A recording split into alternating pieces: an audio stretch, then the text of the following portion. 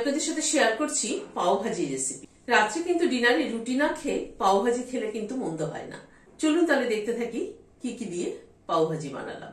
এখানে দুটো গাজর এরকম ডুমো ডুমো করে কেটে নিয়েছি, খানিকটা কড়াইশুঁটি নিয়েছি, দুটো আলু নিয়েছি, একটা বিট নিয়েছি আর একটা ছোট সাইজের ফুলকপি নিয়েছি। প্রেসার কুকারে প্রথমে সবজিগুলোকে সব দিয়ে দিচ্ছি, গরম জল দিয়ে দিচ্ছি, নুন দিয়ে দিচ্ছি, নাড়িয়ে দিচ্ছি।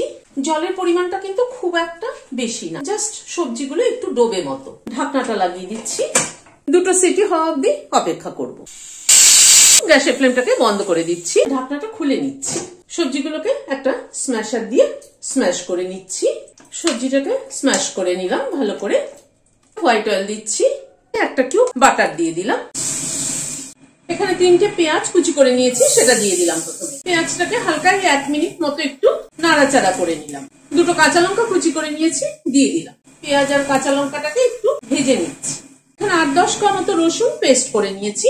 মাঝে মধ্যে একঘেয়ে রুটি না খেয়ে রাত্রিবেলা ডিনারে কিন্তু পাও ভাজি বানিয়ে নিলে খেতে কিন্তু দারুণ লাগে। নাড়াচাড়া করে নিলাম। উঁচু 1 চামচ আদা বাটা দিয়ে দিলাম। মিনিট খানেক নাড়াচাড়া করে নিলাম। এখানে 3টে টমেটো কুচি করে নিয়েছি, দিয়ে দিলাম। টমেটোর পরিমাণটা একটুখানি বেশি দিতে হয়, তাহলে পাও ভাজির তরকারিটার টেস্ট খুব ভালো হয়। নুন দিয়ে দিচ্ছি, হলুদ দিয়ে দিলাম, কাশ্মীরি রেড চিলি পাউডার দিলাম, খানিকটা কসুরি মেথি দিয়ে দিলাম। বড় টেবিল চামচের 1 চামচ কসুরি মেথি। মশলাটাকে কষিয়ে নিচ্ছি, মিনিট 2 মতো একটু কষিয়ে নিলাম। একটা ক্যাপসিকাম কুচি করে নিয়েছি, সেটা দিয়ে দিলাম। 2-3 মিনিট সময় ধরে কষিয়ে নিলাম। এবার সবজিটাকে দিয়ে দিচ্ছি। সবজিটাকে এবার মশলার সাথে একটুখানি কষিয়ে নেব। এবার গ্যাসের ফ্লেমটাকে বাড়িয়ে দিয়ে কন্টিনিউয়াসলি একটুখানি নাড়তে হবে সবজিটা কষানোর জন্য। প্রায় 3-4 মিনিট সময় ধরে সবজিটাকে কষিয়ে নিলাম। এবার একটু জল দিচ্ছি গ্রেভিটার থিকনেসটাকে ঠিক করার জন্য, অল্প সামান্য পরিমাণ। লাস্টে 1 টেবিল চামচ উঁচু পাও ভাজি মশলা দিয়ে দিলাম। একটু নাড়িয়ে দিচ্ছি। একটা পাতিলেবুর রস দিয়ে দিচ্ছি, খানিকটা ধনেপাতা কুচি ছড়িয়ে দিলাম। ধনেপাতা কুচি, লেবুর রস, পাও ভাজি মশলা সব মিলে কিন্তু একটা দারুণ টেস্ট হয় কিন্তু খেতে। তৈরি হয়ে গেল পাও ভাজি সবজিটা। বাটার দিলাম 1 চামচ, বাটারটাকে লাগিয়ে নিচ্ছি। অল্প একটু পাও ভাজি মশলা দিয়ে দিলাম, এতে দিয়ে একটু নাড়িয়ে নিচ্ছি বাটারটার মধ্যে।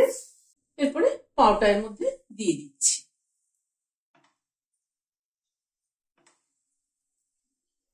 উল্টে পাল্টে একটুখানি দিচ্ছি। পাওটাকে বাটারের মধ্যে রোস্ট করে নিলাম। গ্যাসের ফ্লেমটাকে বন্ধ করে দিলাম। ভিডিওটি যদি ভালো লেগে থাকে তাহলে একটা লাইক এবং সাবস্ক্রাইব করার অনুরোধ রইল। আজ তাহলে এখানে শেষ করছি। নমস্কার।